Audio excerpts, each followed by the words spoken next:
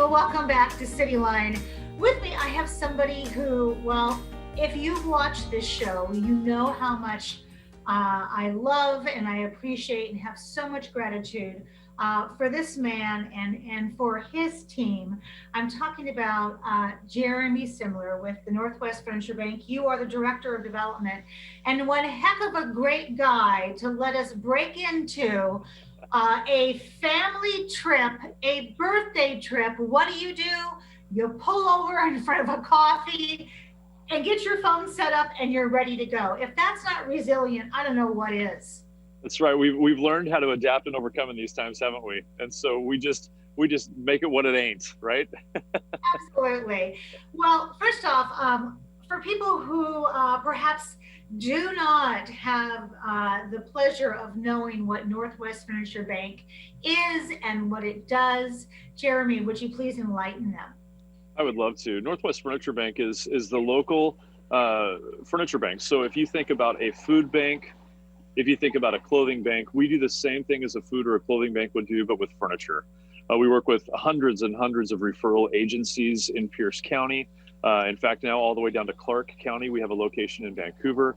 And those agencies work with people who are experiencing furniturelessness in their home. They refer those people to Northwest Furniture Bank, and for a fee, a processing fee, we are able to get their house full of furniture, a place to sit, a place to sleep, and a place to eat. We love what we do. We love serving this community in a very niche way, but we love to give people in our community a household of furniture to make sure that they have dignity, to make sure that they have some stability, and to make sure that they have hope. Just by way of sitting on a sofa, by way of eating dinner around a table, by way of sleeping on a mattress at night. Those things all dignify the human, the person, right? And we want to be part of that change in our community. So that's a brief snapshot about what we do. But you're also very modest because Northwest Furniture Bank puts the heart back into that home for people. And if you don't have a safe place to land in this world, then how do you heal and how do you move forward? That's right. I often think that Northwest Furniture Bank is like the nexus of everything that goes from there. So speaking of that, COVID hits. And first off, for us to get a picture of how COVID has affected Northwest Furniture Bank, Jeremy, walk us through what would have happened, let's say, if a family needed furniture before COVID. Yeah, I think that's a good delineation to make. Before COVID hit, a family would have actually come to Northwest Furniture Bank and they would have shopped with a volunteer to pick out specific pieces for their home. Whether you have a studio apartment or a 2-bedroom apartment or you're walking into a 4-bedroom home, they would have filled that home up with furniture that they had specifically chosen. Color palette, style, all of that. COVID hits, and all of a sudden that's interrupted, right? As it has been for so many of us, especially in the nonprofit world. So now what happens is we receive the referral from the agency. That's still happening, and we shop for the clients now, but the clients aren't there, so it's all done virtually. We shop for the clients. There's no volunteers in the warehouse as of yet. We're hopeful that in 2021 that will come back, right? And we're also hoping that in 2021, we'll have clients that come back and shop for their furniture specifically. So now we receive the referral form. We shop with basically just our staff will shop for the furniture. And then the family will either have that furniture delivered or we will have a slight touch with the family in that they can come to Northwest Furniture Bank to pick up their furniture, but that's the only thing that they would do. That's the only touch point that we would have, and that would all be done outside. So that's how it's interrupted us. Interesting thing to note is that we are still serving families equivalent to what we were serving last year. In fact, we're serving more families now than we were at this time last year. We set a monthly goal every year at Northwest Furniture Bank. That's kind of what keeps us moving forward to make sure that we're serving as many people as we can. In Tacoma, the goal last year was 160 families a month. And before COVID, we were eclipsing that. In fact, I think one month we served over 170 families. It's a household of furniture for 170 families in our community. That's crazy, the scope of that, if you think about it. 170 sofas in one door and out another, 170 dining room tables. COVID hit, that kind of all screeched to a halt, and then it came back up again. And I think so our monthly goal for 2021 is 165 families a month. We figured out how to do that virtually. We know that we can do that virtually, and we know that it's a dignified approach to helping our families and our community. So we're going to make that happen this year.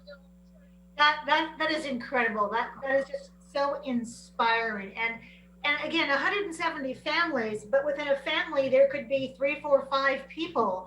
So That's you're right. also looking at more beds, more bathroom, everything that flows out of that.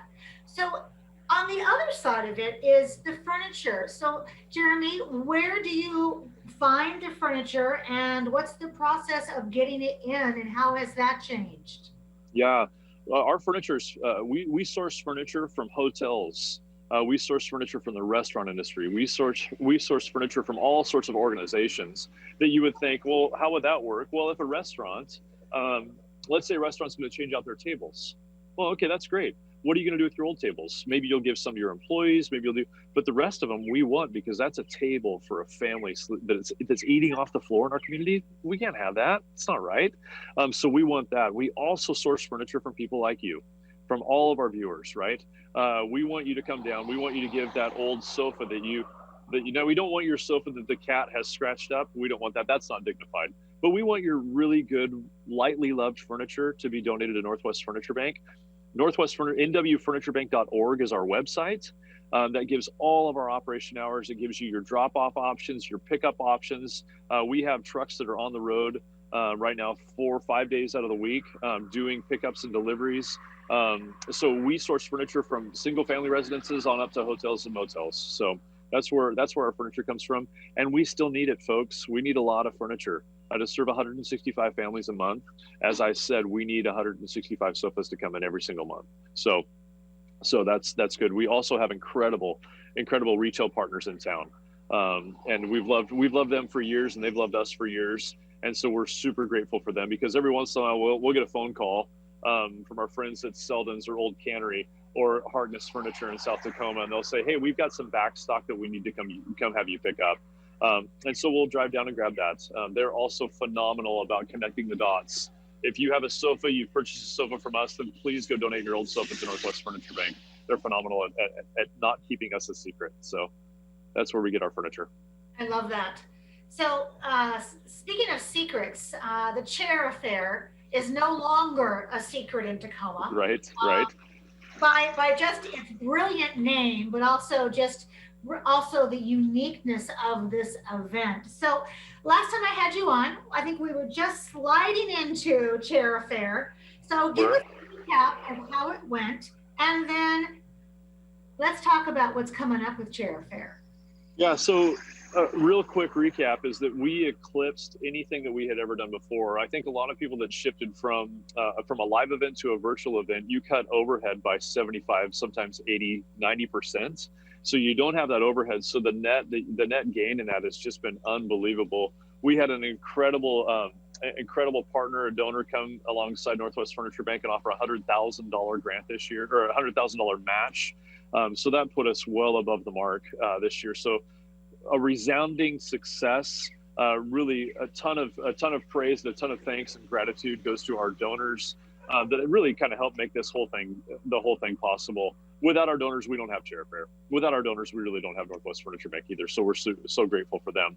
Moving into this year, really there's so many question marks around virtual versus live. There's question marks around, can we do this? Can we do that?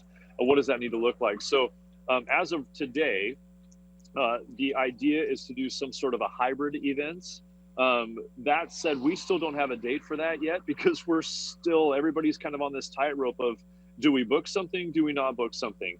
I can say this though with great certainty: whatever Chair Fair looks like this year, whether it's virtual or in person, we'll be excited to do it again this year. We'll be excited to have that signature piece that Museum of Glass, our great friends at Museum of Glass, do for us every single year. Ben Cobb and crew have always come through. And then we just have incredible in-kind gifts that people come alongside us and say, here, how about a week in Bachelor at a house that sleeps 16 people, right? Things like that. So we're really excited this year again about moving forward with Chair Fair. Dates to be determined, live versus virtual is to be determined. So there's a lot of stuff still up in the air, but we're excited to move forward with it, because you're right. What a great name, right? The Chair Fair. It's genius. I mean, it is like Madison Fifth Avenue advertising genius. Wow. Yes. There we go. So Jeremy, you and your team give so much, and you also, in return, get so much in terms of being to interacting with families, individuals whose life has been turned around because they have a home and they also have a table to have dinner at. When you think about those families, just pull one out. Which one comes to Yeah. mind? Perhaps most recently of someone that you have seen just a big difference made in this program. Yeah, I was fortunate enough to. We have a 90-second clip of a couple clients, and I rewatch it often because it's just that it's that shot in the rear end or arm, however you want to look at that, that just says, yeah, let's go do this another day. Let's do this another week. We met all of our goals for last year. Let's do it again this year. As you know, moving into a new year sometimes is exhausting because you sometimes feel like a little bit of a hamster on a wheel. But you watch a story about Chris, and you listen to Chris tell a story about how he was driving down a road after being rent evicted, after hopping from hotel to motel, room pay by the night kind of a deal with his wife and their 3 kids, and eventually moving into a tent, and then being connected to a social service agency that did well to connect them with a home, but going into his home and having nothing to sit on. So Chris tells a story that he stopped at a big box retailer and bought, in his words, a gang of blankets so his kids could have something to sit on. And he also was driving down the road at a different time and saw a bunch of milk crates sitting alongside the road. There were 3 of them, and he grabbed them and he put them in the back of his car. And those milk crates became his chair in the living room. So his kids were sleeping on the gang of blankets, and he was sitting on milk crates, and that was all the furniture that they had. So fast forward it to him getting referred to Northwest Furniture Bank, receiving our services, and then fast forward a little bit more. What's so cool about this story is that the script was flipped a little bit with Chris. He was so grateful about receiving our services that that caught the attention of our warehouse staff and some of our program directors, and we were looking to hire some people. And so Chris is now actually an employee of Northwest Furniture Bank. So when he tells the story, he says, the community helped us so much. Now I get to help the community. What a great thing, right? Isn't that just, it's poetic and it's so profound, right? And it's really what we get to do. The community helps us by giving us furniture. Our sponsors, our donors help us by giving us money, right? And time and treasure and talent. And we then get to help our community by giving that furniture back to people who need it most. It just applies so well and so easy across the board, right? So I think about Chris and I think about those gang of blankets, which I asked him the other day. I was like, do you still have that gang of blankets? And he's like, oh yeah, we still have them. But now the difference is that they go on the mattresses that the kids have that they got from Northwest Furniture Bank. Isn't that cool? With that in mind, I don't, there isn't much more to say except thank you to you and to your team for all that you do for us here in this city. And personally, thank you for taking time out of your family trip and pulling off the road and sharing us the great happenings at Northwest Furniture Bank. Be safe and be well. Thank you. And let's check in real soon. All right, sounds good. Thank you, Amanda. Thank you, Jeremy. We have much more to come on Cityline, so don't go away. We'll be right back.